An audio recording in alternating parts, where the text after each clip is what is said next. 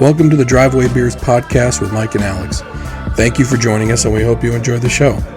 Please like, subscribe, comment, and share on any platform that you're listening on.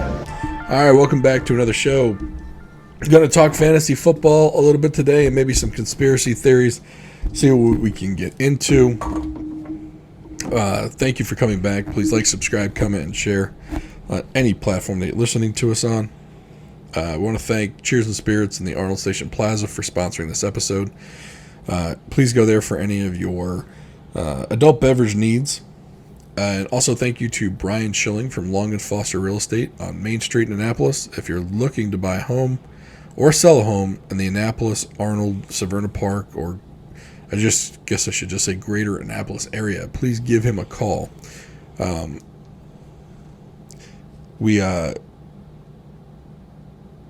We only take on sponsors for the show that we know and that we use. We know the owners of Cheers and Spirits personally, and we know Brian personally as well. And we wouldn't have taken the sponsorship if we didn't believe that they were good companies to do business with, or if they weren't good people for us to refer you to. So if you need anything in those two areas, be it adult beverages or home purchasing or selling, go ahead and head on over to either one of those two and let them know we sent you. And I am 100% sure that you'll be satisfied with the service you've received. All right, fantasy football time. So part of the reason why we're doing this is we've talked about betting in the past. Haven't always been right, but I've done fairly okay the last 2 years picking games. The most okayest gambler. Okayest, yes. So I guess like the big names in the industry, they pick at like 57% against the spread. I think I'm at 54. I'm probably closer to 55%. So you're almost a pro. I pick fairly well for an average Joe. Right. So this year, I'm actually going to put my weekly picks out for free. So we started the Driveway Beers podcast Discord server just for NFL picks. It's not somewhere it's not really going to be community based where people can talk and chit chat. It's basically going to be me putting out picks the week of the games or a couple days before the games so that people can use them. And if they use them and win, great. And if they don't, sorry for your luck. Don't listen to a schlub that you hear on a podcast. It's 100% free. I'm going to post the links to the Discord on our Twitter. I'll put it in the show notes of the show. So no matter where you're listening, you'll be able to click on the link and join the Discord. It's completely free. This is, I guess the disclaimer is this is not financial advice. I am not a professional gambler. I'm simply for fun. But if you feel like you want to use those picks to place your own bets, feel free. So I'll put the links out there in the description of the show notes, and I'll put it on our social media as well. Feel free to join. But we wanted to talk today about fantasy football because we both are in a league for that. And to be honest, I think this is going to be one of the toughest years to do a draft. Well, it used to be like almost formulaic, right? Mm-hmm. You would go, I remember in college was the first time I did it. And I never did it the old-fashioned way where you had to without a computer. I've always done it with a computer. Either Yahoo Sports or ESPN or CBS, whichever one it was.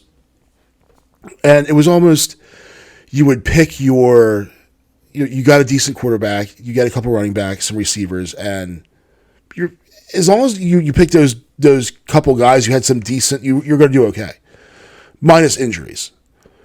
But now in the NFL, the running back has been so devalued. It's all running back by committee. They get hurt so fast, and they just bring dudes in. Like last year, I was almost convinced that the Ravens were going to call me up to play running back for them. Right. Like I was the next one on the list. Listen, you were about the right side. I mean, Pat Ricard was out there playing running back and fullback. Yeah, I love that dude. Yeah. So it's that kind of messed me up. And then just the way these offenses run, and it's just not as predictable. Like it used to be every team had that number one back. Mm-hmm. And if your number one back got hurt, you could find, and you're in a 14 team or a 12 person league, you go find another decent running back to replace him.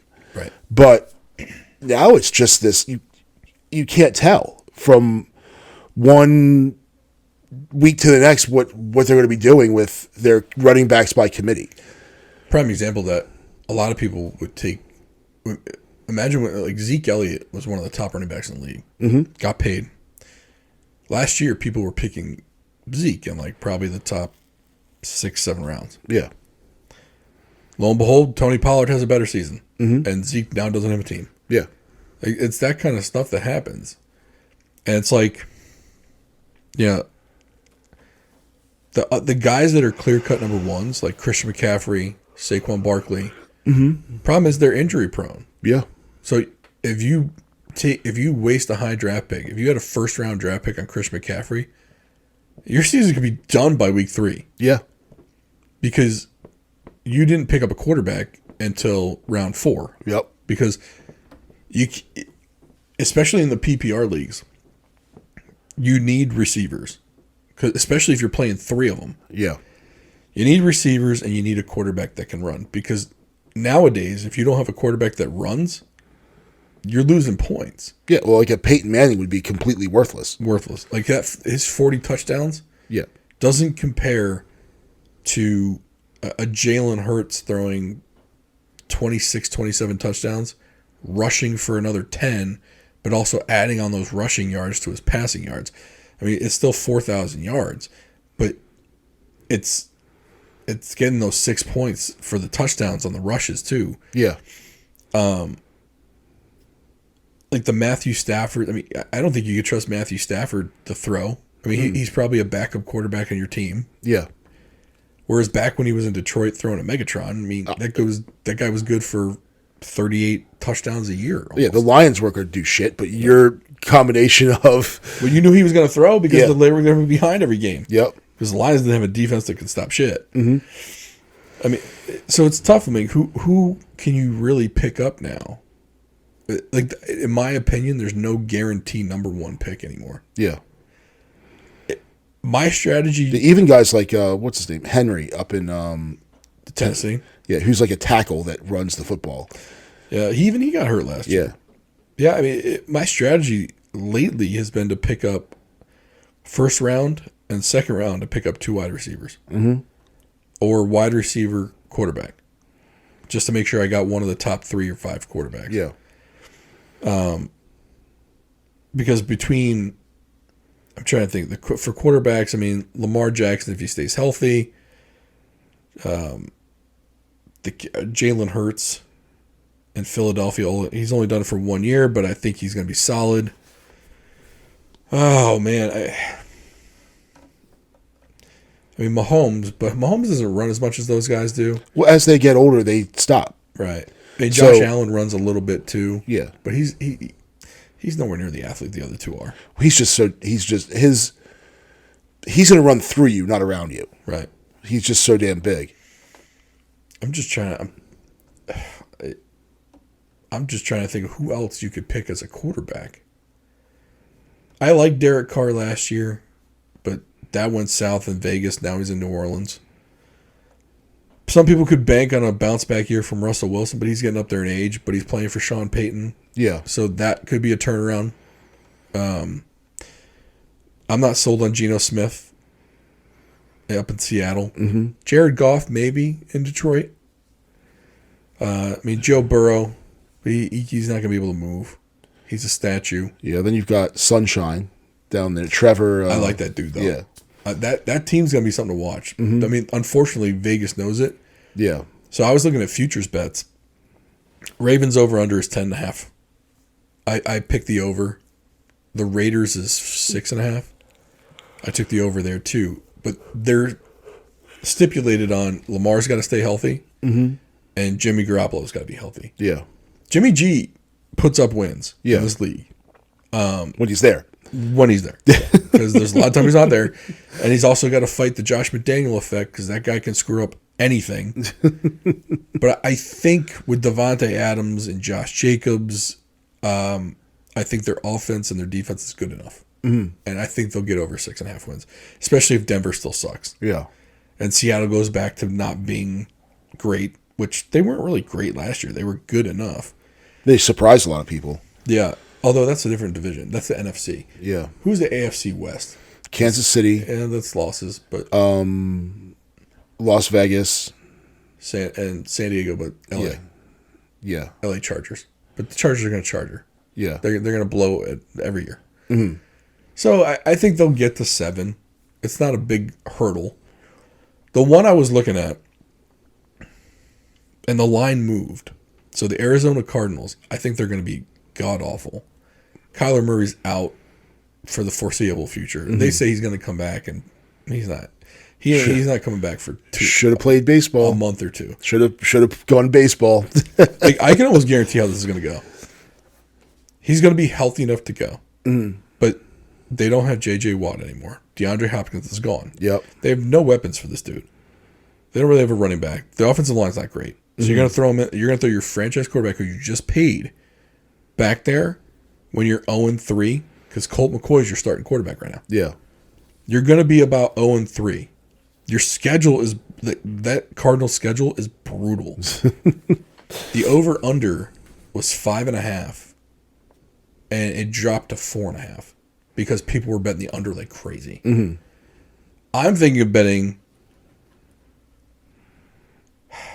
the over. I think they might get to 5. But here's my worry.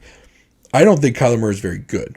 I think he's good when DeAndre Hopkins was there, because DeAndre Hopkins had that same effect on Deshaun Watson when they were in Houston. Deshaun Watson was a different quarterback when Hopkins wasn't in the lineup. Same thing with Murray. His numbers tanked when Hopkins wasn't in the lineup. I think even if he comes back, I think they scratch and claw to 5. It's hard not to win 5 in the NFL.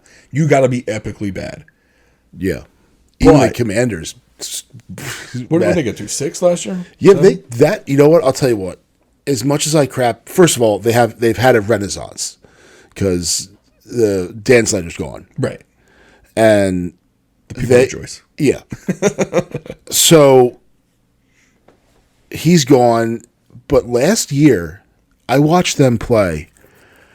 They were playing old school smash mouth, run up the guts football. I loved it. As a former offensive lineman, I loved watching it.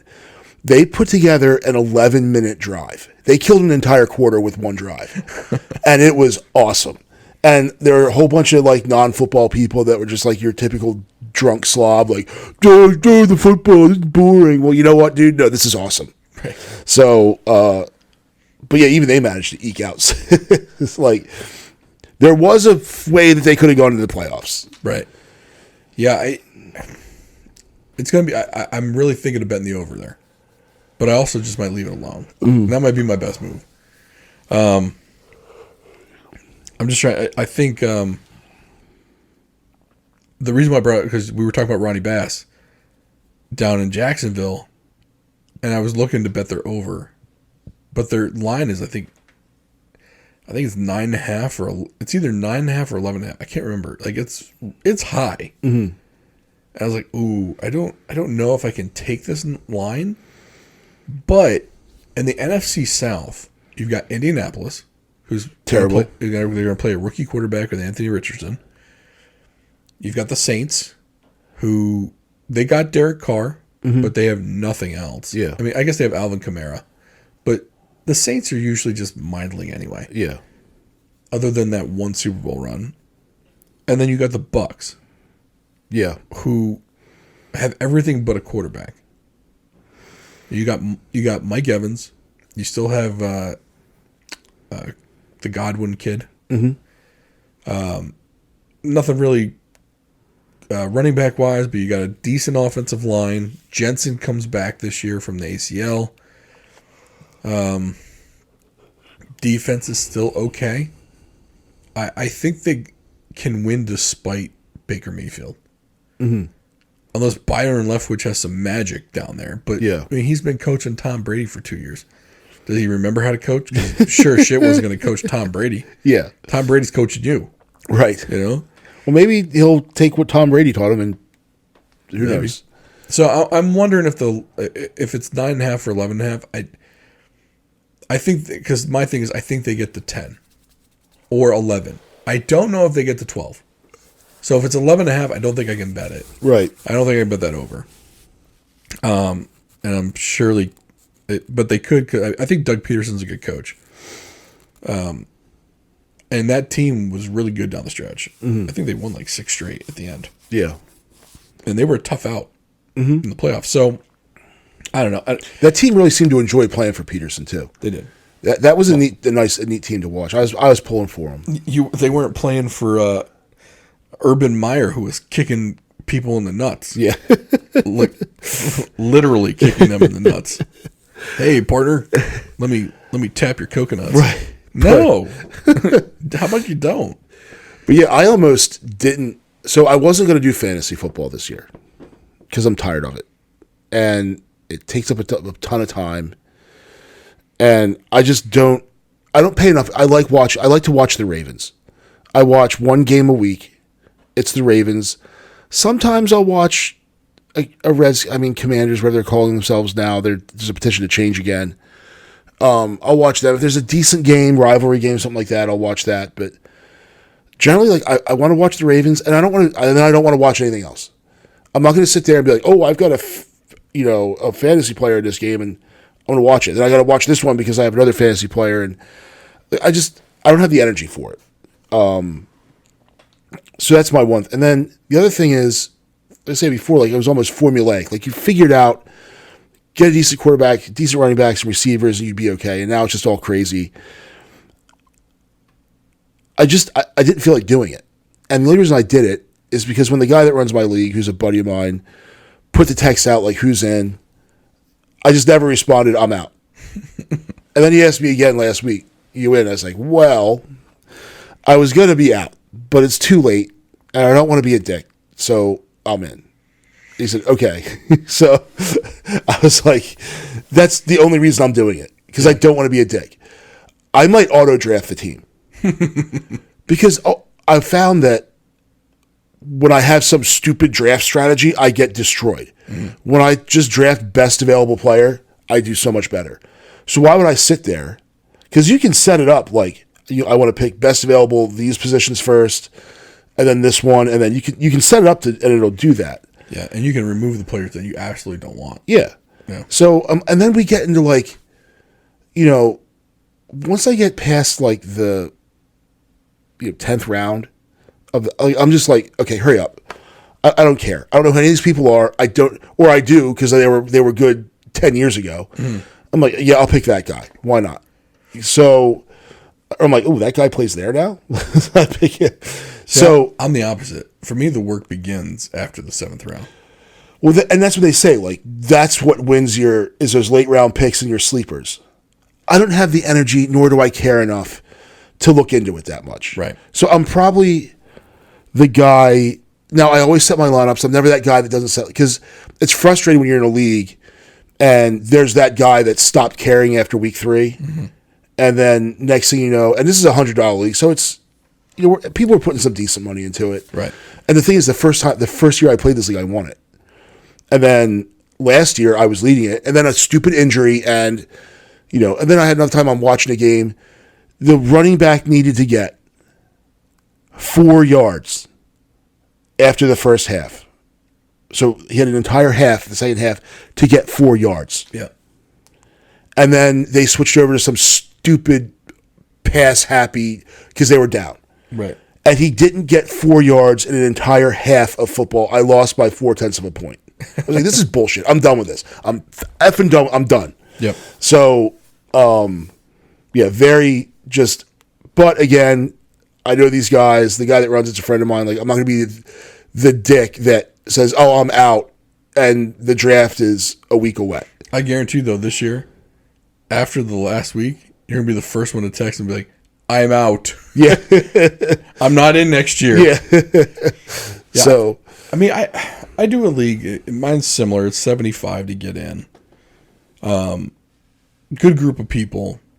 But I'm kind of like you now with like regular fantasy football. I'm just kind of like, I'm done with it. And with this league, it's a little bit more weird. There's no trading that goes on. Everyone overvalues their players, so a lot of that fun is gone. Mm-hmm. Like I'm not able to improve my team halfway through the season through a mutually good enough trade, right? Mm-hmm. Like people just way overvalue their people. Like I had someone. There was a guy that was coming off an injury from week 9, and he's valuing him like he was playing the entire season from last year's stats. I'm like, no, man, you can't. Like, you're valuing him way over. Mm-hmm. Like I'm valuing him for what he is now. He's a guy coming off a knee injury, and I just need a running back, and I'm not going to give up a top quarterback just because I got him on my bench. Yeah. Next time, draft better quarterbacks if that's what you need. Because I always draft heavy in one position. Mm-hmm.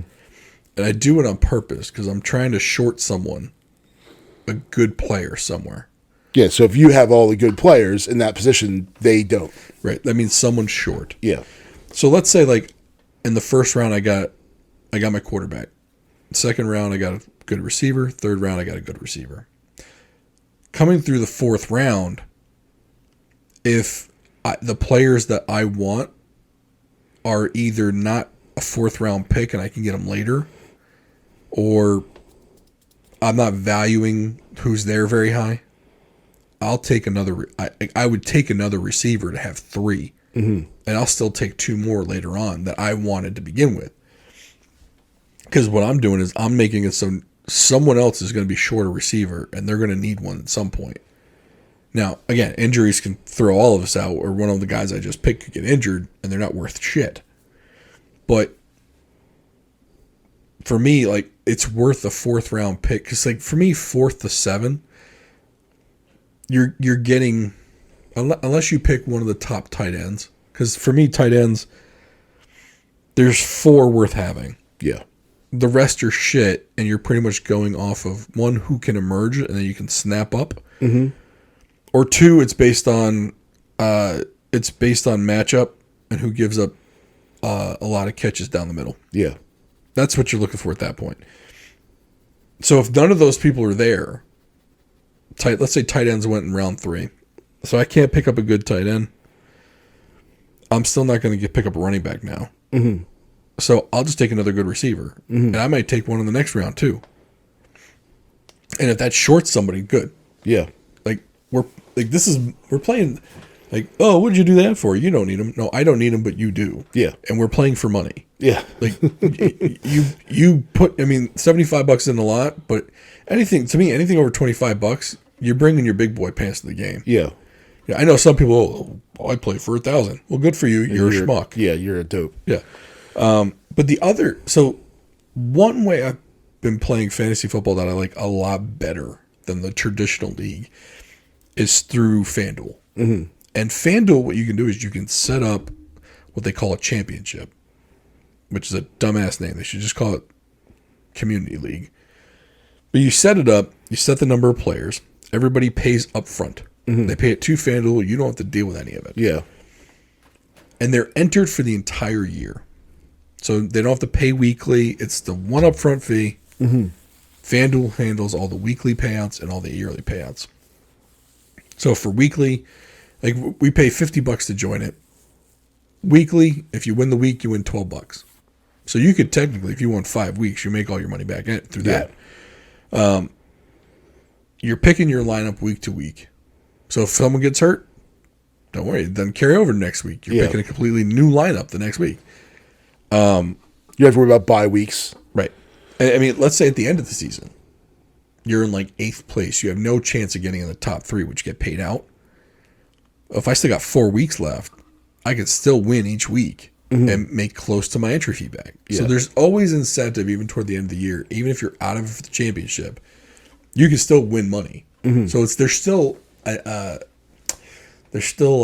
incentive to keep playing at the end of the year. So for me, that seems to be the better way to go for fantasy football. I mean, FanDuel takes their cut, but whatever.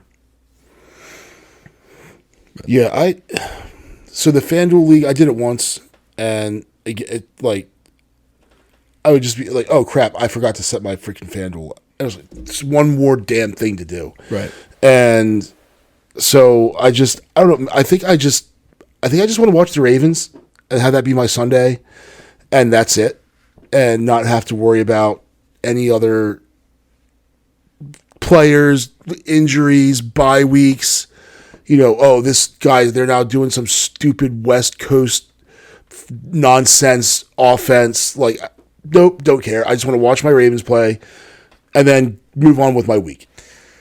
I see the appeal of that. Yeah. And to be honest with you, next year I might go that route.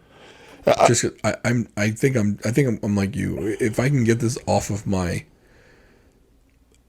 when you talk about it, like I want to get it off my plate, it's not fun anymore. Yeah. It's a chore. Yeah. It's something, and then I'll think, because like then my wife and I were in a league together. She's like, "Do you set your lineup?" I was like, "Oh crap!" And then I'm sitting there. She's like, "Well, what should I do?" Put all your worst players in. Well, no, you should tell me. Like, no, we're competing against each other. Like, put all your worst players in. Right. So then I have to set her lineup. Right. And I don't want to. I was thinking about doing one because my oldest is now like he's super into sports, and all his little goofball friends are all into sports, about putting a league together for them, and then let them do it. If he needs some help or whatever, I'll help him out. But hey, it's your team. Do what you want. But again, it's more, or doing a team and just having him run it. But I'm not letting him run my team for when I got $100 on the table. So I don't know. I'm just really sick of it, and I just want to eat popcorn and watch the Ravens play. That's all I want to do. There's something to be said, and I think it's like when you get older. I know this is like, oh boy, get off my lawn, right? Yeah. But there's something to be said for not having anything to do. Or anything, like not adding additional worry. Yeah. Right? And people are like, it's a game. What are you worried about? It's just another thing to think about. But if it's something that I have to do, and again, like, I'm not going to be the guy that forgets about the team, because it's so frustrating when you're like into it. So say you're battling for a spot with somebody else, and the guy who you're trying to compete for this spot for is playing against the dude that hasn't set a lineup in 4 weeks. You're like, oh, gee, that's a win for him. Yeah. Because this guy's, like, he's at least in the NFL, he'd be the worst team in the league, and they have a chance to win that game. But here it's like, oh, you didn't like. He's starting the quarterbacks on the IR. Yeah, and both his running backs are on bye weeks. And this other guy is suspended. So like, right. Why are we like? There's no point in like, oh, there's a win for you. So, and then the other part is I end up losing to that guy. Right. I mean, how the F did I lose to this guy? Half his roster wasn't set. He had one guy that went off for 50 points. Yeah, or my defense decided to get trounced. Right. You got negative 30 from your defense. I almost want to set a league up where there's no defense, because defense does nothing but cost you points. I don't like having defense. Yeah, it's dumb. Now there's some leagues where you draft defensive players, which F that. That's too much. Yeah, that's too much. Like, I just don't. I don't pay attention enough. And it's like, I'm just like, I like football. I love watching football. I'm just not that into it to be able to sit. I have other things going on. Right. I'm now coaching 2 baseball teams, by the way. So, which is another rant that I'm about to go off on. But it's like, why?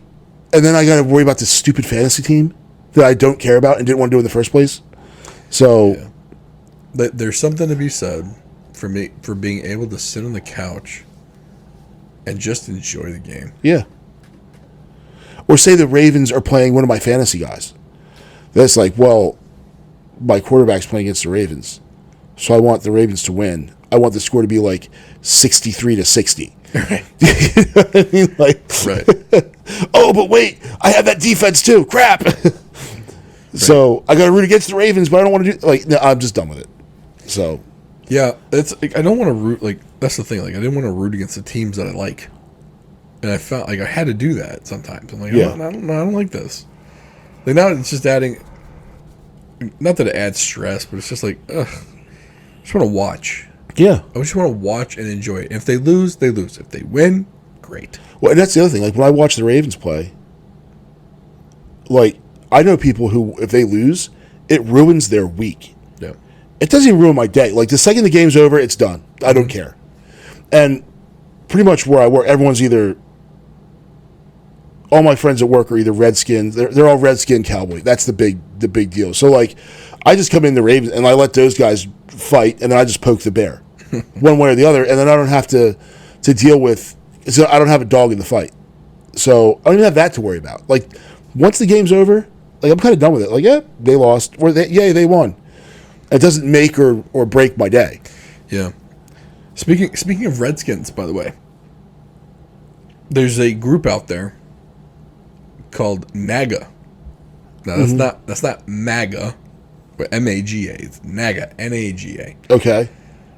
It's a Native American group that is in favor and actively trying to get the Washington football team to change back to the Redskins. Yeah. So now if you're that team in Washington,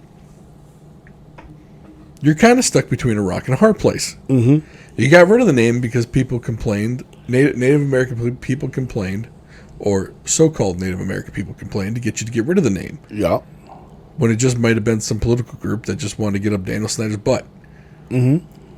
Now, you have an actual Native American group who's saying that not only was the name reverential to Native Americans, but the picture of the mascot on the uniforms was actually a fairly important historical figure in a good way. Yeah. For Native Americans as well. If you're the new owner of the Washington football team, what do you do? Because the commander's name sucks. The whole thing sucks. Yeah. And even the rollout, and then they have Major Tuddy. Yeah, this is awful. It's just it was like he did everything he could to screw it up. Yeah, I'm changing it back. Just changing it back, straight up. So You got to figure the people that didn't want it to begin with aren't going to football games and spending money on football anyway. No. Right? No, and there was a couple. There was some lady who was a member of some small tribe down in southern Maryland, and she was amped up about it. And I think and she ended up dying. And I think it's just because she got attention. And there was some other sports reporter for the Washington Post. She was calling him the Washington football team before that was their name for 2 seasons. So, a 40-year-old white woman. Like Right. that's who's upset about this stuff. Right. No, like, in fact, if you go to a lot of reservations, the high school mascot, like they'll either be called the Redskins or they will wear that logo as their actual logo. And then if not, a lot of them wear old Washington Redskins stuff to kind of say, hey, this is to take pride in who they are. So just being looked at completely wrong by a whole bunch of people that just have a very big platform to complain about things. It's funny. There's a guy on Twitter named Lakota Man. I think is his name. It's a fairly prominent Twitter handle, and he posted a picture of some Native American guy wearing a shirt that said Caucasians. He goes, "So white people, how does this make you feel?" I don't care. 100% of the people replied, "It's actually kind of cool." Like, this kind of backfired on you, man. Yeah. Like, no one cares. Yeah. It's not like, you try to create something that was going to insult a group of people, and 100% of them said, "I'd buy that shirt." Yeah. Like, it completely did the exact opposite of what you wanted it to. Right. And maybe it kind of shone a little bit of a light on yourself that maybe you shouldn't get your panties in a bunch over something quite trivial. Yeah. And of course, now you have another group saying that actually that mascot and name was very deferential to our people. Yeah. I was like, well, crap. All right. What is it? Mm-hmm. So I think it'll be interesting. I think that owner is kind of like in a no-win situation. He's obviously not going to change it for this year. Yeah. And I think he should kind of rip the Band-Aid, change it back next year if he wants to, and just let it run. Yeah. Or at least get away from the Command. Washington football team was better than the Commanders. I keep saying Washington team football. Yeah. By the way, I put that on Twitter. And you don't know how many people's heads that went over as far just not understanding what the hell guy was talking about. Like, I was like, I wrote back to one guy. I was like, you don't understand the marketing potential this has. Yeah. Like, they'll sell out of merch every week. Yeah. Yeah. Everyone will wear it. Everyone. I'd wear it. I'm not even a fan of the team. I get myself a burgundy and gold sweatshirt that said WTF on it. Absolutely. I have posters, a hat. Oh, no, this doesn't mean that. It means Washington team football. Yeah. Of course. I say what it actually means 30 times a day. But I just, and then that stupid Major Tutty, like, I had a problem with that because it was, so, Commander, if you go by ranks, is a Navy rank. Mm-hmm. And a Commander is equivalent to a lieutenant colonel in the Army, Marine Corps, Air Force. Okay. Major Tutty, it's not even the right rank. That would be the lieutenant commanders. At least make him Lieutenant Colonel Tutty. Or Colonel Tutty. Get promoted, make him Colonel Tutty. Make him an 06. The weird thing is, they made it a pig. Yeah, and it's a creepy looking pig. So why not just leave the hogs? Yeah. Like, why did you have to come up with a name for it? Like, your mascot could have been the Hogs. Yeah, it was cool. It was already there. Yeah. It was established. Make it the Red Hogs. You don't have to change the song that much. Right. So, it baffles my mind. Yeah, it was just bad. And then they had the Sean Taylor, like, tribute on the club level. And which Jackson Mahomes decided to dance on top of. Yeah, and then it was wearing, the mannequin was wearing soccer cleats. Come on, guys. Like, just... Like, tell me you don't know football without telling me you don't know football. But thank God that's all gone. So we'll see what happens with them. But I don't have a whole lot of faith in. I mean, the name change was probably a politically motivated stunt because it came in 2020 when a lot of political stuff was going on. Yeah, the Cleveland Indians changed to the Guardians, which is so stupid. And then my kid's t-ball team was the I was like, I got signed the Guardians. Right. I would have taken the Yankees over this. Ooh. I would have. 100%. No. That's like, no. The Yankees and Red Sox are off the table. I would have taken either one over the Guardians. Take the A's, the White Sox. How about them? And then someone else already had them. And then I decided I'm going to buy an old Chief Wahoo hat. So I go on to look for one. $80. It's like, nope. Wow. That nostalgia pays. Yeah. So, no thanks. So, we got a little bit of time. We weren't gonna talk politics in this episode, and maybe it's not.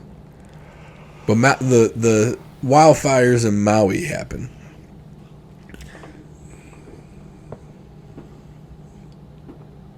There's a conspiracy theory. Yeah. And people who listen to the show know we love our conspiracy theories. And most of them have probably come true by now. The problem is a lot of them are coming true. Yeah. I know. At what point is a conspiracy theory not a conspiracy if it keeps coming true? Yeah. Well, and here's another thing. The CIA made up that term. Right. To discredit people that had anti-establishment takes on things. Yeah. So this anti-establishment take is that these fires were caused by directed energy weapons. Or lasers. AKA. From space. The Jewish space laser. And I keep at so I asked my wife again. Because every time this comes up in the news, I'm like, listen, there's a photo of a laser from space hitting a house and starting this fire. Now, it's probably been debunked 15 times, but I don't care about that right now. I'm showing her this picture and be like, is this a Jewish space laser? But here's the thing. The second, so I didn't Google it because I didn't want to get a list, so I DuckDuckGo'd it. Right. They get censored. Yes. So I typed up Maui fire laser, like something like that. And it came up, and there was some stuff on there, and then I started seeing, debunked CNN, MSNBC, ABC News, Snopes, all the whatever independent fact checkers. And I'm like, that's how you know it's real. Now I know it's real. Now I know it's real. So if those are the sources that said it's debunked, it's real. Yeah. Because they were wrong about everything the last 3 years. So then they go to, I saw this video on the Gram, and the guy was saying, well, a wildfire is a savage, destructive, unpredictable force from nature. We can all probably agree on that. Sure. So then he showed damage from a wildfire, and it was a nice suburban subdivision, big houses, somewhere out in California. So one house, the fire stopped exactly like where the addition of a house was put on. I mean, it was like they chopped off the house. So the addition, it probably would have been like in one of these big McMansions, like the sunroom or the piano room or whatever, or a garage. It looked like a wing of the house. Fancy, yeah. So the entire house is gone except for that, pretty much straight up and down. And then if you drew a line straight back from that, there's another house that was completely untouched. But on the other sideline, the house next to it, because I guess the houses behind were kind of offset, the house next to it completely destroyed, except for all the trees. The trees were all still there and green. And there was a car that sat right next to it. And anyone who's seen a car fire, is how hot they get, and they'll melt the siding off of a house that's parked next to. So the tree is right next to the car, completely green, car's burnt. So it's like, directed energy weapon. Very focused, intense heat. So you're saying that photo is from Maui? It's not from Maui. Okay. From a different fire. Okay. But the point of this post was hey, this is all, this is Maui's not the first one.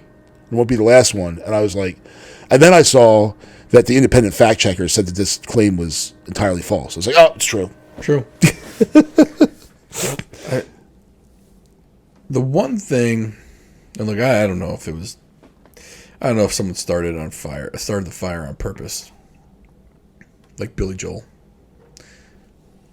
But here's where there's a couple of things that have come out of there now that people are allowed to talk, that have been questionable in my mind. So one, neighbors have been allowed to provide supplies to neighbors that have been affected. They've been proactively blocked from just bringing neighbors food, water, whatever. That's strange to me. Yeah. And I don't know what to infer from that, but it's really odd. That's never been the case from Katrina to the California wildfires to hurricanes in Florida. There's never been an instance where people have not been able to, especially before the emergency responders come in. Like FEMA comes in after the fact. Yeah. They don't stop the natural occurrence. They wait until it's done, they wait until it passes through, and then they come in. Yeah. That's the safe way to do it. Yeah, because if all your people that are there to help get swept away by the storm, right, there's no one there to help anyone anymore. Yeah, and never mind the fact FEMA has to go in and assess how much space is needed to house people that are there in need of housing, and then they can determine how many people they're able to send in and house of their own people. Right. Okay. You can't send 10,000 people if you only have 8,000 hotel beds. Right, because then your force that's there to help is actually hurting because there's nowhere to. Now you got to put 100%. All these people someplace. 100%. Especially on an island, you don't have these FEMA trailers where you can house people. It's more complicated, but it's very odd for them not to allow others to bring in supplies before that. Mm-hmm. So that's questionable to me. The other thing that might be questionable is, and I'm trying to think of a good way to put this.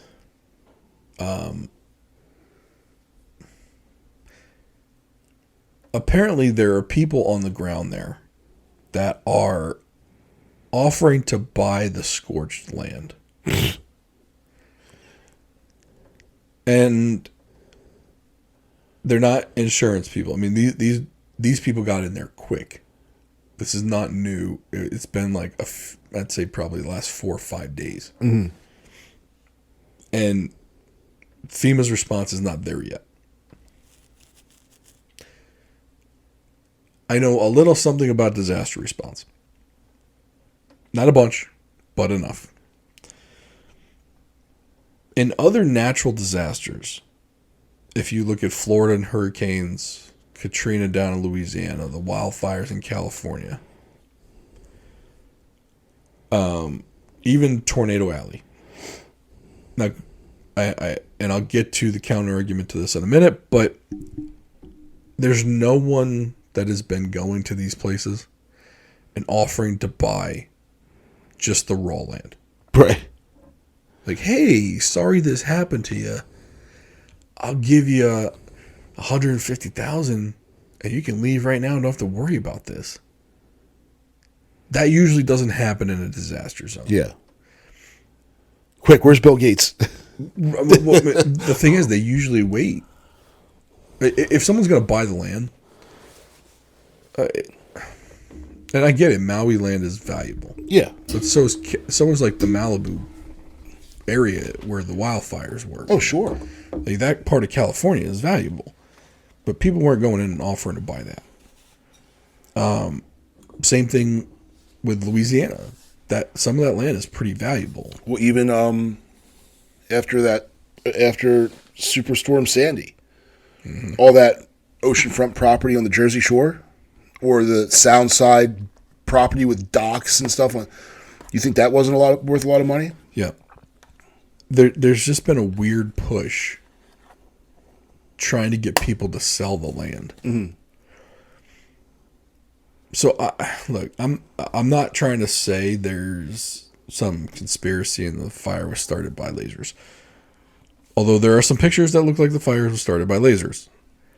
Well, a lot of what we say is tongue in cheek. So if you're taking us completely seriously, thinking that we actually believe that the space lasers are doing it. Oh, yeah. Well, I mean, I didn't say space laser. I said laser. A directed energy weapon. Yeah, I mean, that could come from an airplane. I mean, look, yeah. I'm not saying it came from the space laser. I think it would be wicked cool if it did. Yeah, or a ship. It could come from a ship. Could have came from a ship. Could have came from an airplane. I mean, or a space station. A space station, yeah. You know, Space Force. The Death Star. Space Force. I think that's how it should be said no matter what. Like, from Dude, Where's My Car? When they were talking about the cult with Sultan. Yeah. I think if anyone says the word Space Force, that's a Space Force. I'm not saying that that's what's happening. I'm just saying you put it all together and it's really, really suspicious. Yeah. And then there hasn't been a lot of coverage of it. None. Look at the previous disasters. Moore, Oklahoma, when a tornado just tore through that place. There's another one up in Illinois. Sandy, Katrina, the big hurricanes that hit in Florida. There's huge coverage of it. National news. Yeah. Even California wildfires, which happen more frequently. They're always showing the smoke jumpers and, there's people watching rich people's houses catch on fire and some of them are kind of like, yeah, fuck you. And this is getting as much news attention as the train derailment in East Palestine, Ohio. Yeah. Which, by the way, that's still fucked up. So, no one's heard shit about that. Yeah. Just a bunch of deadly chemicals coming off a train. Yeah. Don't worry about it. Into a water supply. It's fine. Yeah, right into a watershad. It's fine. The whole world right now is like, you ever see that meme where it's the dog, it's a cartoon dog, and like he's in a house that's on fire. He's like, it's fine, everything's fine. Like that's the world right now. Everyone's just like, they're like, oh no, everything's fine, dopes. Just go right back to being a zombie staring at your screen, looking at freaking tits and stuff on Instagram. Like, okay. No, I mean, boobies are a nice stress relief. But I wouldn't take that away from anyone. Right. It's just, I'm trying to choose my words carefully, right? Because I mean, shoot, the RFK episode already got taken down over some bullshit for medical misinformation. Even though, first of all, we straight up say don't seek us for any information. No, we are not factual in any means, right? There's no facts coming out of this, but we literally read from the NIH report that he read from. Now, this came from the NIH. Like, we got that video was taken down within 15 minutes for medical misinformation. Now, and I appealed it, and it was upheld for medical misinformation, which means nobody listened to it. Yeah, they saw RFK's name on it. Yeah, which was a clickbait title. I get it. Don't do clickbait. Screw it. You guys don't click on shit else. Right. I got to make it clickbaity so you click on it. But there was no medical misinformation. But here's the other. Because we don't give out real information. But we did read that. We read the stupid pub from NH. If anything was factual, it was that. Right. Of anything that we've ever done. Right. But here's the thing. If you're going to go and pull it down, because what happens if this guy becomes right now he's a candidate for president. Yep. So you're going to pull down everything? All you're doing is reinforcing all the crazy shit that the conspiracy theorists believe in right now by doing shit like that. Right. So, like, do they think everyone's that stupid? Or do they just not care? Or they just completely have absolutely no self-awareness? Like, which one is it? Could be all three. Yeah. It probably is a combination of all three. They probably do think everyone is that stupid. Mm-hmm. Or there's enough people that are that stupid. Yeah. And the people that aren't, they don't care about them. Right. They don't need that. All they need is just enough. Hey, it's unreal. Think about how many things that they said were conspiracy theories that ended up being true. Mm-hmm. And yet they still do the same playbook. Yeah. Conspiracy theory. Nope, that's a conspiracy theory. And then 6 months to a year later, the sources that called it a conspiracy theory that talk to those people finally come out and say, oh, well, they might have been right. Yeah. And they finally have to report on it because they're still consider themselves a news source. Yeah. It's like, okay, this is why we've talked about this. There are some people living in the United States, and from an informational standpoint, they're living 1.5 to 2 years in the past. Yeah. Like, they're getting information now that people have had for 2 years. Yeah. That's you're literally living in two different informational worlds. And they're choosing to. Right. Because they go and they listen to the thing where they say, oh, this guy's a wacky conspiracy nut. Or if that doesn't work, they just call him racist. Or misogynist. Yeah. Or transphobic. Transphobic is for everything now. Yeah. Yeah. So whatever it is, they just slap a label on it. And then, well, I don't want to listen to the racist guy. So that's, so I'm just, MSNBC's right. But it spread from MSNBC, though. It went to CNN. Mm-hmm. And then it went to ABC and NBC, CBS, mainstream Fox. Yeah. And even Fox News, to a certain extent. If people weren't getting their information from new media, basically being YouTube, Twitter, Facebook, podcasts. I mean, think about all the information that Joe Rogan was able to get out just because he had 11 million listeners per show. Yeah. Like, and by they couldn't stand it. So when he had all the stuff when he had COVID, they said he took horse dewormer and they actually took his picture and made his skin look yellow. Mm-hmm. From the video he posted, they went and they changed the color. They edited it to make him look sick. And then when that didn't work, they brought a whole bunch of stuff that he was racist. He's a comedian. Like, go back and get any comedians, like, and nothing ever worked on it. Well, because he fought back. Yeah. But yeah, if you ever just use the skepticism in your brain just to question things. Mm-hmm. And I put this out there to anyone on the left or the right. I don't care. If you've ever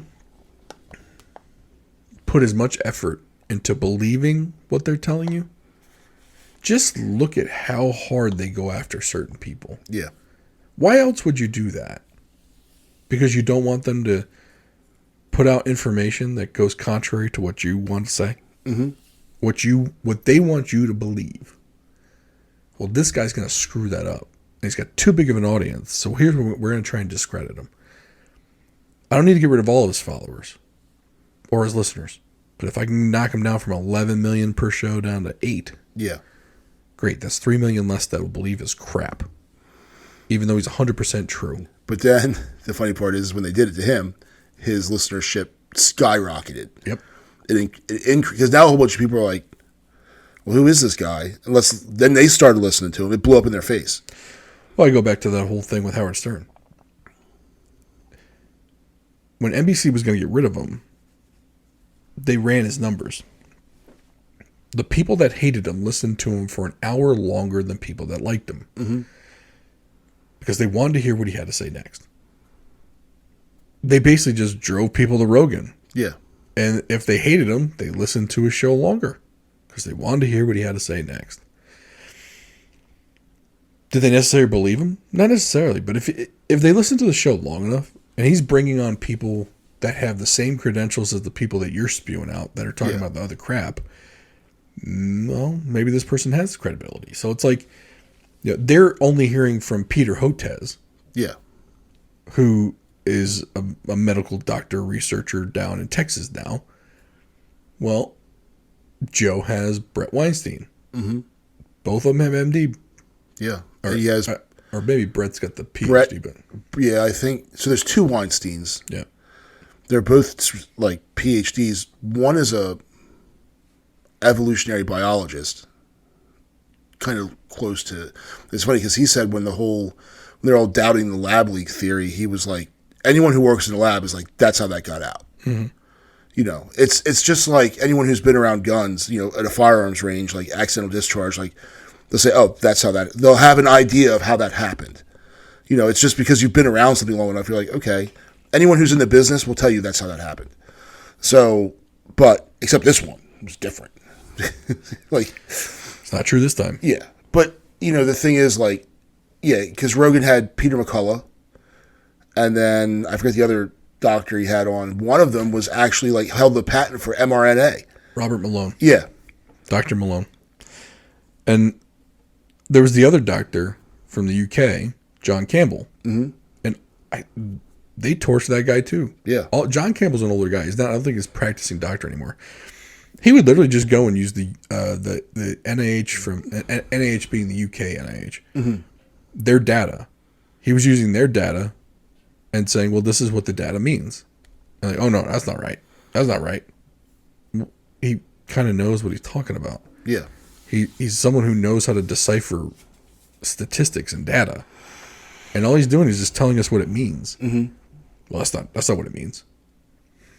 Okay, well then tell us what it means. It means everything's safe and effective.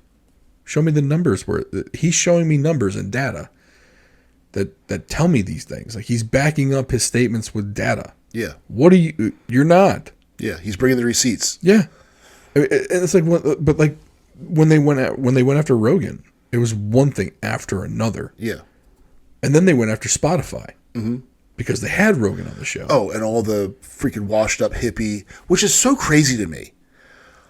All these people who were counterculture against the man in Vietnam are all of a sudden just like scared old establishment shills. Like Neil Young. Yeah. Neil Young was one of them. Yeah. And it's like, dude, what happened? You used to be cool, man. Like, what happened to you? When Rage Against the Machine became like, follow the government, wear the mask, I'm like, bro, your name's Rage Against the Machine. Right. Like, what are you doing? Here's the machine. Yeah, rage against Start it. raging. Yeah. Not lay down for the machine. Like, the band that sound like, you know, Killing in the Name of and rolling down Rodeo with a shotgun, like, dude, where's, you know, where are you? Like the last 30 years, the government all of a sudden Became nice? They became great. And that's, you know, that's what I don't get. Like, and then you have people like our parents' generation who trusted corporations and trusted the media, and they say, "Oh, well, what happened?" I don't think anything happened. I think they've been lying to us since day one. People just found out. Yeah. So when they couldn't control the media narrative to everybody, some people found out, and then some people told other people, and then those people got platforms, which is why YouTube today is still censoring information. You know, and the funny thing is, like, they said, well, this person was able to put out something on RFK Jr., so you guys must have done something wrong. Well, what did they put out on RFK Jr.? A hit piece, right? Like, right. You know what I mean? Like, what was it? Right. And that's the thing. Like, or maybe it's big. Maybe that channel is big enough where they can't take it down. Yeah. You know, but for us, you know, we get what, maybe, I think our best episodes get 300 to 500 views on YouTube. We're not a video platform. Yeah. I mean, our Jason Aldean one got 200 views. Great. You know, it's not big numbers on YouTube. So for them to take ours down, nobody even knew it was up, right? Until we told everyone it was down. Yeah. Like, and you can watch it on other platforms or listen to it over here. Yeah. But it just goes to show they don't listen to the episodes. Because if they would have listened to that episode, only part of that was about JFK Jr. Yeah. We talked about every other political candidate that was in the running. And we did it because we just were running down. Yeah. All, like, why are they running? Who are they? You know, I don't think we weren't endorsing any of them. We were just saying, these are the people that are running. You might want to look into them. That's it. Yeah. We kind of mentioned how people were going after RFK a little bit, but yeah, I think if there was an election, I don't know if I'd vote for RFK Jr., but the fact is, I like the fact that he's running, because I don't think any president should just be nominated on their own again.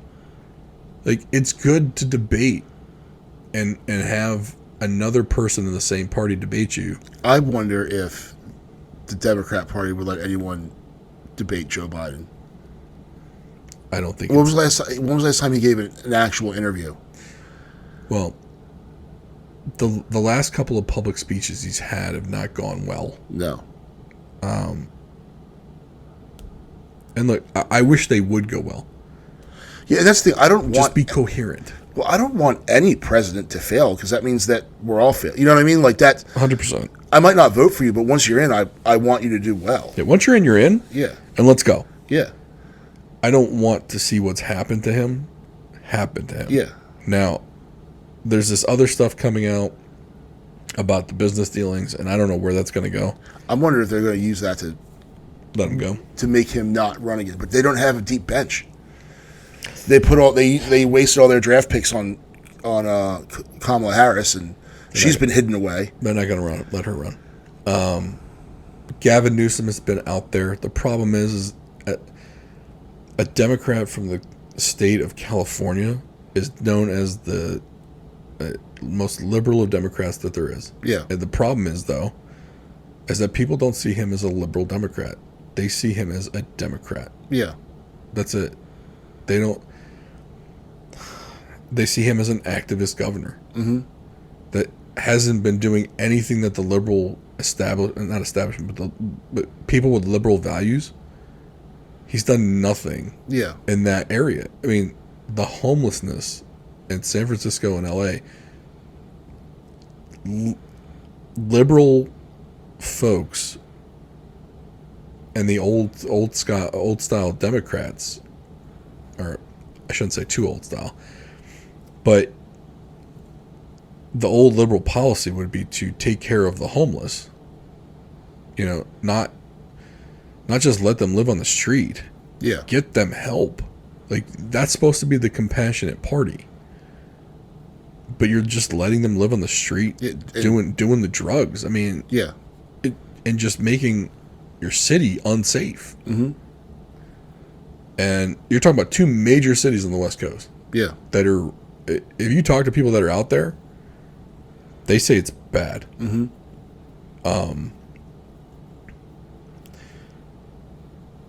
So is he? I don't see him as a liberal Democrat governor. I see him as just a Democrat establishment. Yeah. Shill at this point. Mm-hmm. He's not going to get voted in unless something happens. And when you look around, you're like, who else is? Because they all just went so hard. They all made that such a hard, like they had just glide left, like they broke left. Yeah. Like, I mean, it was a straight up 90-degree bank angle, pull back on the stick. We're breaking left, and it's like all of them did it as almost on cue. Now there's some. I'm kind of wondering, in Maryland here we've got Wes Moore, but then he went and passed some stupid thing where he wants to ban gasoline-powered cars in Maryland by 2035. What planet are you on? Well, I think they just adopted the California rule. Yeah. So California makes these EPA rules, and other states adopt them. Yeah. And we were one that adopted. Now it doesn't have to go into effect until who knows when. After the next governor election, that's for sure. But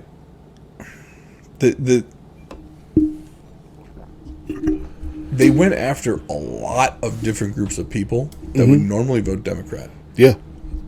Like, you went after people's kids and the classrooms, and I get pushback on this from my own wife. She's like, "It's not happening here." I was like, "No, it's not happening here. It's happening elsewhere." Yeah. And it will eventually maybe get here. But it is happening to other people. But there some of the other stuff,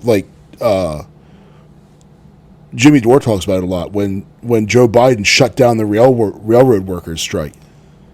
You can't do that. Not as a Democrat president. Yeah. You're for the unions, man. Yeah. But see, they're for the uniparty. It's all that matters.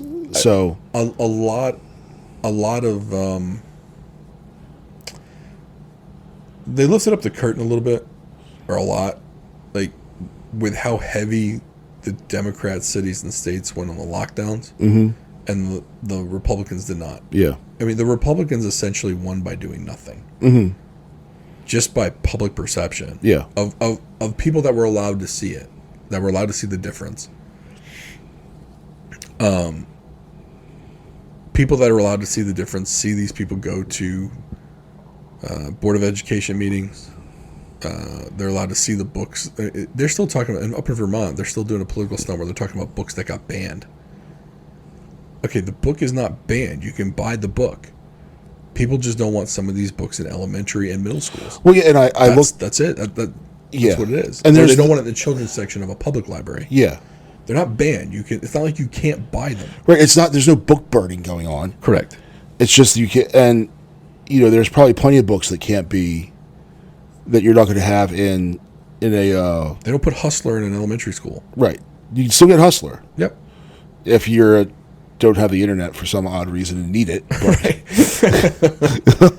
you go to the truck stop to buy your reading material, sure. Then go ahead. Sure. It's just not. It's not banned though. Right. But it's in an appropriate section. Yeah. Of a place where people can go get it, or you can buy it on Amazon, or put it in the adult section of the library. And I looked at. I think that one book was Genderqueer. Is the one that they were. And I thumbed through it. It was at a bookstore I was at, and I just want to see what it was all about. And I looked. I was like, I don't really want my kids looking at this. It literally has a picture of one youth giving a blowjob to another youth. Yeah. And I don't care what gender those two youths were. I don't. Yeah. Pics of actual pictures of blowjobs don't need to be in an elementary school. Yeah. Sorry. Yeah. Yeah. But what they do is they go and they use it as, oh, you're this or that phobic. No, it's I don't want my kids looking at that. I don't want them looking at that any more than I want them on Pornhub. Right. And I'm not even saying that book is Pornhub. However, to a child who can't read and can just look at pictures, it may as well be the same thing. Which, by the way, is how they're teaching kids how to read, because they're not teaching them the words right, and how to read. They're teaching them to, take clues from the pictures. Yeah. Well, if the picture is a beeger, is a freaking HJ, or a ZJ, then maybe they shouldn't be in elementary school. Yeah. But people don't want to be reasonable about it. They just want to be upset. Yeah, they just want to be out. They want to be angry at something. Right. And you're the problem. You're doing this. Yeah. Well, okay. Have you actually seen the book? Well, no. I just know it says genderqueer, so you're transphobic or you're anti-LGBTQ. You could call it Happy Butterflies, and I still don't want them looking at it. Well, there's another book that apparently it had said something. It was like Happy Balloons or something like that. Mm-hmm. And this guy was like, my kid brought it home because he likes hot air balloons. But it wasn't about hot air balloons. It was about, I believe, boy on boy. Oh, fun times. You know what I'm saying? Yeah. It's just like that shouldn't be in the children's section. Yeah, it's a big that's deceiving. Yeah. You've got a picture of a cartoon drawing of a hot air balloon.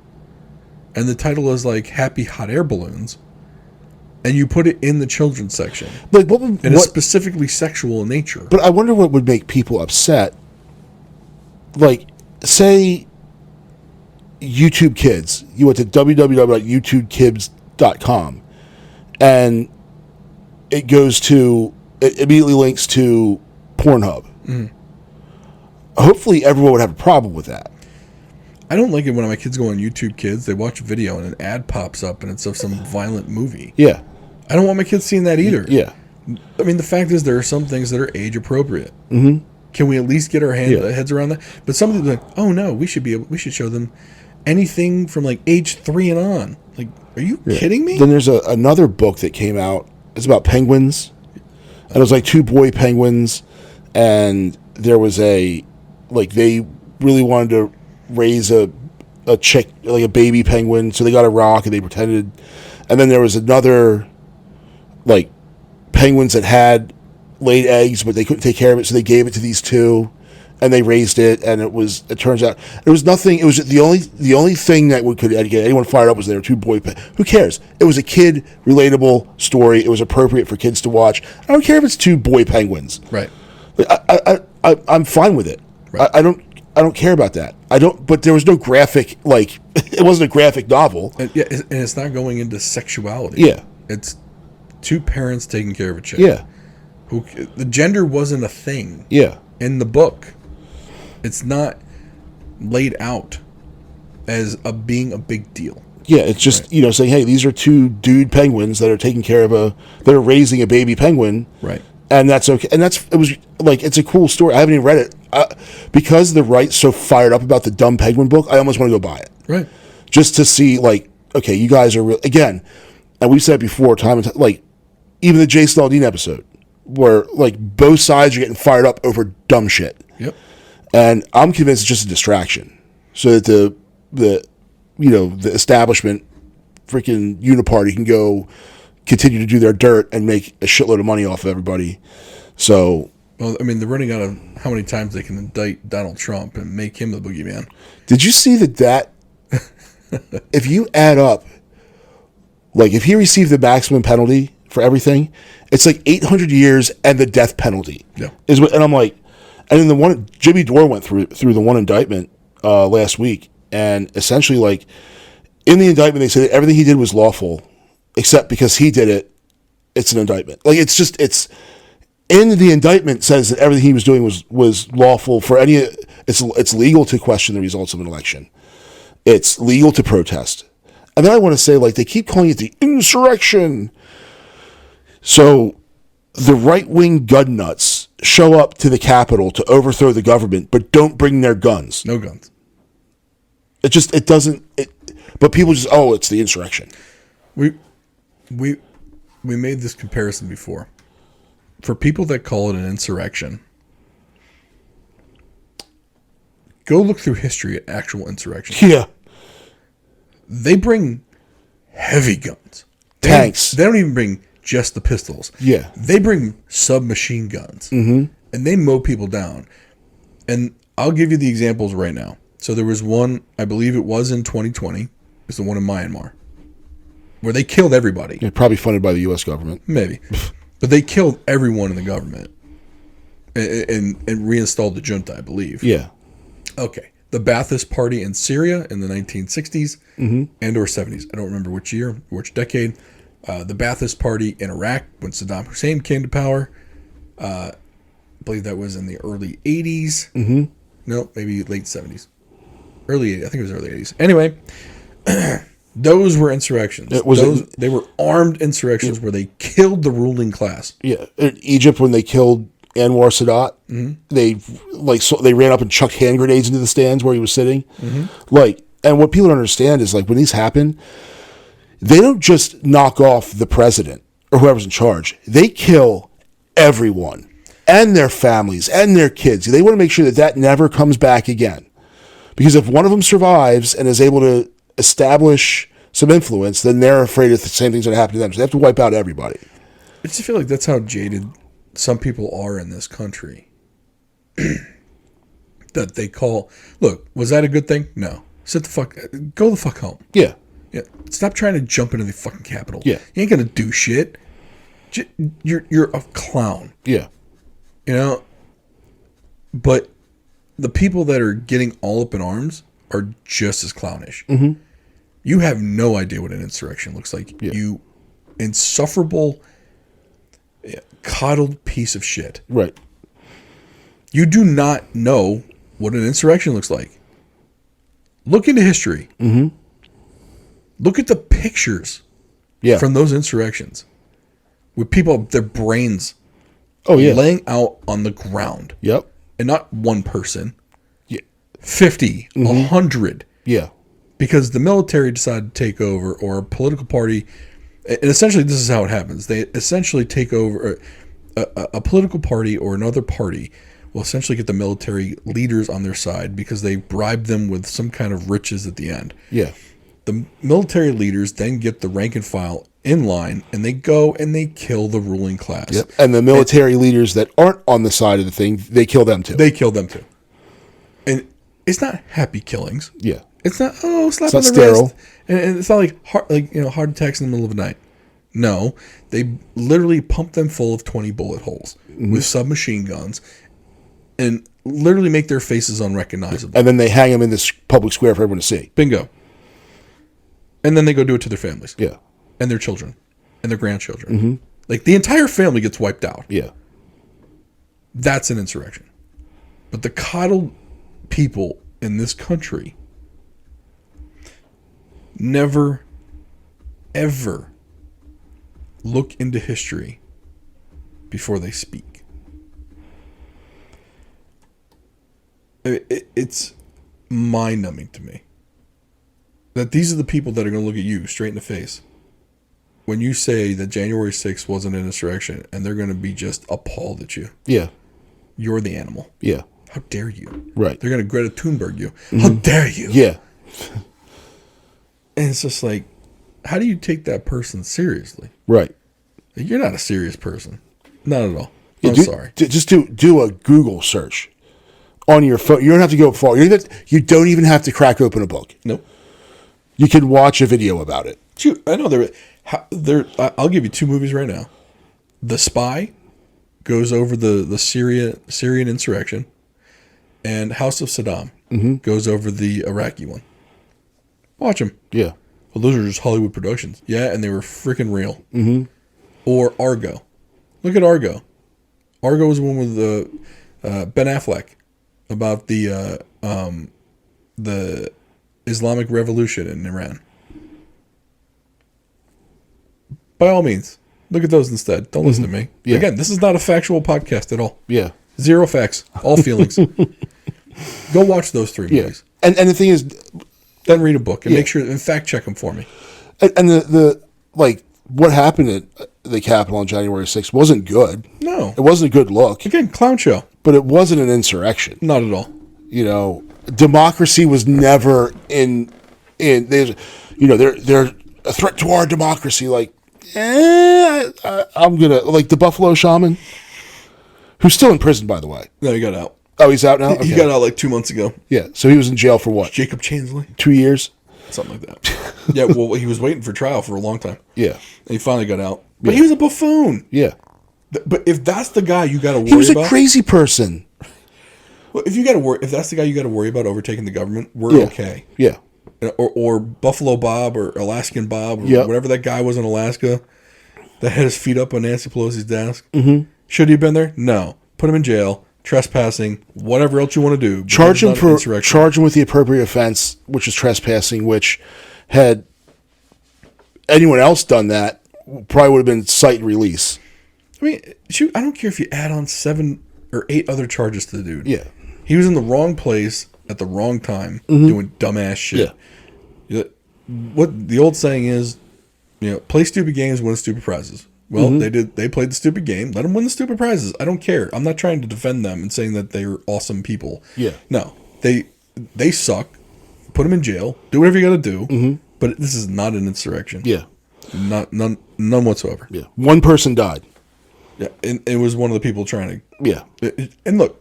And Sicknick, the U.S. Capitol officer, they said that it was a medical issue independent of that. And the lady that died, Ashley Babbitt, whatever her name was. Again, play stupid games, win stupid prizes. You shouldn't. The guy literally had a gun pointed at your head, and you still try to jump through the window. Guess what? You got shot. And I look at that. I almost guarantee that was some sort of like, hey, this is the Alamo. Anything comes through that door gets shot. But look, I think hot take here, should have gotten shot. Yeah. You did something really fucking stupid. Mm-hmm. The guy had a gun pointed at your head. Yeah. Remember, it's like the thing where people talk about like, well, the guy shouldn't have ran from the police. He should have complied. Same situation. Yeah, what do you think was going to happen? Right. Same situation. Yeah. Or like when the guy goes and makes a gun out of like a fake looking gun out of something and like runs around and like what did you think was going to happen there? You don't have to be a genius to kind of plot this thing or be a fortune teller to predict the future to think was going to happen here. Like a reasonable person would be like, that's probably a dumb thing to do. Well, this went off the rails. Yeah, hey. Wow. I don't even remember where we started. Football. Dude, did we really start fantasy football? We did. Okay, all right then. And I said I'm tired of fantasy football, and then we went. We were like, okay, then let's get away from it. Well, thank you all for listening. We hope you enjoyed this episode. If we enraged you, let us know we enraged you. If you agree with us, let us know you agree with us. Like, comment, subscribe, share. Appreciate Cheers and Spirits in the Arnold Station Plaza and Brian Schilling at AnnapolisHomeExperts.com with Long & Foster Realty in Annapolis. We hope you enjoyed the show. We'll talk to you next time.